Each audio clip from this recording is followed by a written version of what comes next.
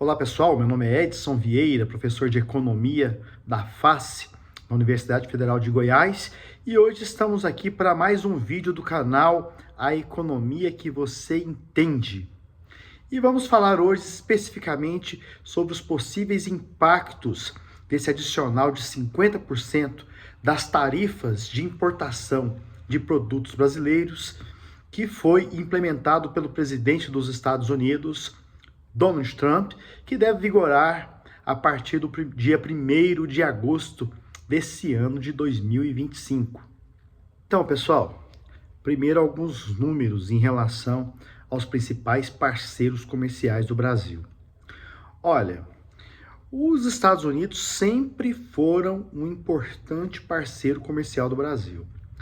Essa importância veio sendo reduzida ao longo dos anos, né? Muito também em razão do crescimento da participação da China no total das exportações brasileiras, mas em todo caso, os Estados Unidos ainda são o destino de cerca de 12% das exportações brasileiras, né? Fica em segundo lugar nesse ranking, atrás da China, que atualmente responde por cerca de 28, 29% do total dessas exportações. Então, os Estados Unidos são um parceiro comercial histórico do Brasil, né? Uma relação comercial muito proveitosa ao longo de mais de 200 anos. E agora a gente teve essa medida aí, né, que diz respeito a esse adicional de 50% de tarifas sobre os produtos que eles, Estados Unidos, importam do Brasil, né, que estremeceu muito essa relação, né? Então, além de ser um grande parceiro comercial do Brasil, os Estados Unidos importam produtos fundamentalmente manufaturados, né, industrializados. Então, isso é muito importante para a indústria brasileira, né? É importante porque é um mercado em que o Brasil envia diversos tipos de produtos manufaturados, então isso gera muitos empregos diretos e indiretos na indústria nacional. Então, pessoal, o Brasil exporta, evidentemente, vários produtos para os Estados Unidos, né? Mas alguns são os principais. Então, a gente tem aí o destaque de petróleo, ferro, aço e seus derivados, né? O Brasil também tem exportado muita carne para os Estados Unidos, especialmente nesse ano em que houve uma mudança no ciclo da produção bovina dos Estados Unidos. As exportações de carne brasileira para lá aumentaram bastante. Os Estados Unidos também são um grande mercado para aeronaves comerciais e executivas produzidas no Brasil. A gente tem também muita exportação de café para lá. Então, com essa escassez de café no mundo aí, o Brasil também mantém as suas exportações de café para lá, mesmo com o aumento das tarifas recentemente, o Brasil tem exportado mais café em razão desse problema de oferta que a gente tem aí no mundo, que tem inclusive aumentado o preço do café, né? Suco de laranja. Então, são esses os principais produtos exportados pelo Brasil para os Estados Unidos. Então, pessoal, se essas medidas impostas pelos Estados Unidos de fato passarem a vigorar, grandes empresas que atuam no Brasil vão ser afetadas, né? E aí eu destaco a Petrobras, claro, né?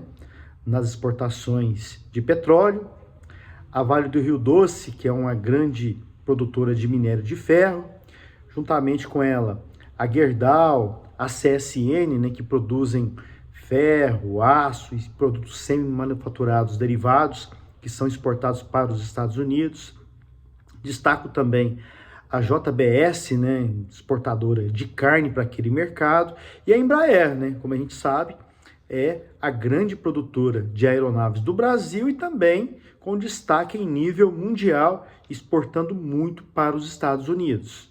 É interessante notar, pessoal, que os Estados Unidos vêm tendo superávit comercial com o Brasil há vários anos, né? Ou seja, o Brasil importa mais dos Estados Unidos do que exporta. Então, O Brasil importa muitas máquinas e motores não elétricos dos Estados Unidos, importa muitos combustíveis, exporta aeronaves para lá, mas importa muitas peças, turbinas para produzir essas aeronaves, né? Produtos químicos, farmacêuticos, plásticos. Então, o Brasil também importa muito dos Estados Unidos. Só quando a gente analisa o PIB pela ótica da demanda, né, consumo, investimento, gastos do governo, exportações e importações, as exportações estão representando ali cerca de 12, 13% do PIB brasileiro, né? E como os Estados Unidos são responsáveis aí por cerca de 10%, de um modo geral aí, a gente vai ter aí um impacto dessas exportações em torno de 2% do PIB brasileiro. Então, evidentemente, né, se a gente tivesse imposição das tarifas, a gente vai ter uma perda de competitividade da indústria brasileira e isso pode impactar negativamente o PIB, né?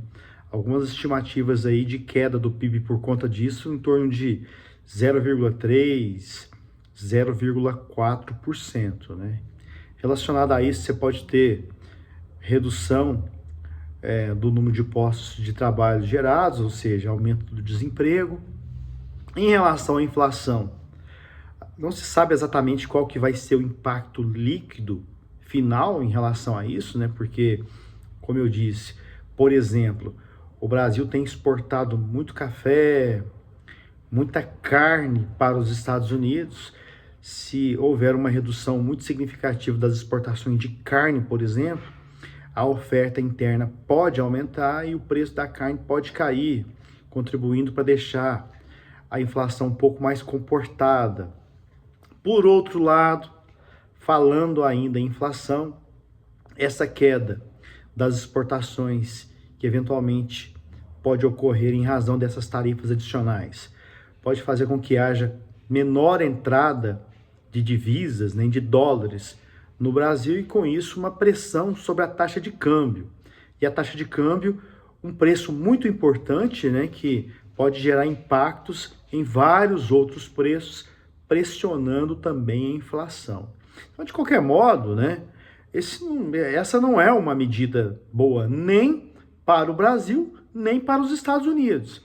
Como eu disse, o Brasil geralmente tem déficit comercial com relação aos Estados Unidos. O Brasil, então, importa mais dos Estados Unidos do que exporta. E se a gente tiver uma ruptura, um problema significativo nessa relação comercial, então os Estados Unidos também vão exportar menos, vão produzir menos, mesmo que o Brasil seja mais um dos mercados para os quais os Estados Unidos exportam. Isso gera algum tipo de impacto negativo sobre a produção lá.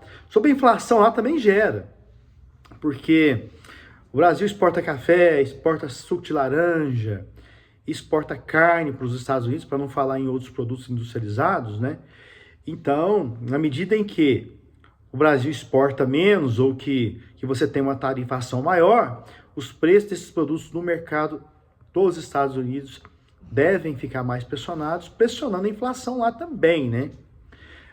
No caso, por exemplo, de ferro e aço, a gente pode ter um aumento dos preços dos automóveis produzidos lá. Então, isso aí acaba gerando outros impactos. Então, olha só o que pode acontecer.